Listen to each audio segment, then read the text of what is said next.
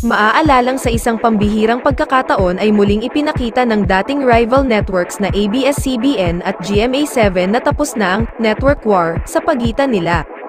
Bago ang nalalapit na suspensyon ay bumisita at nakisaya ang GMA7 bosses, sa pangunguna ni Senior Vice President for Programming, Talent Management, Worldwide, and Support Attorney Annette Gozon Valdez, sa opening ng kapamilya noontime show na It's Showtime.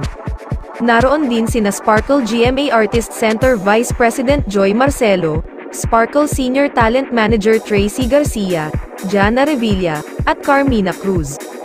Present din sa show ang ABS-CBN executives na sina COO for Broadcast Cory Vidanes at Head of Non-Scripted Format Louie Andrada. Hindi pinalampas ng mga host ng It's Showtime na pabatiin sina Attorney Annette at Miss Cory ng kanilang iconic greeting na, "What's up, madlang people?" Pinabati rin sila ng "What's up, madlang kapuso" bilang pagpupugay sa kapuso viewers. Ito ang kauna-unahang beses na dumalaw si Attorney Annette at iba pang GMA7 executives sa studio ng It's Showtime mula nang umere ang programa sa GTV, ang subsidiary channel ng GMA Network noong July 1, 2023.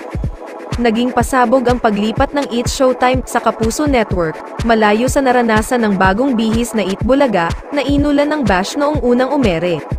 Kaya naman laging top trending ang It's Showtime, simula nang lumipat ito sa GTV, ng GMA Network. Kung babalikan ang naging unang episode ng rebranded na EB ng Tape, Incorporated na mga haloshos, ilang mga netizen ang pumuned dahil nagmistulang All Out Sundays lang umano ang production number ng mga host. Wala ring naging pa-press conference ang Eat Bulaga, noong iwanan ng TVJ at mga legit na barkads, na kung ikukumpara sa nangyari sa It's Showtime, ay buong-buo ang suporta ng mga big boss ng Kapuso Network sa naturang noontime show.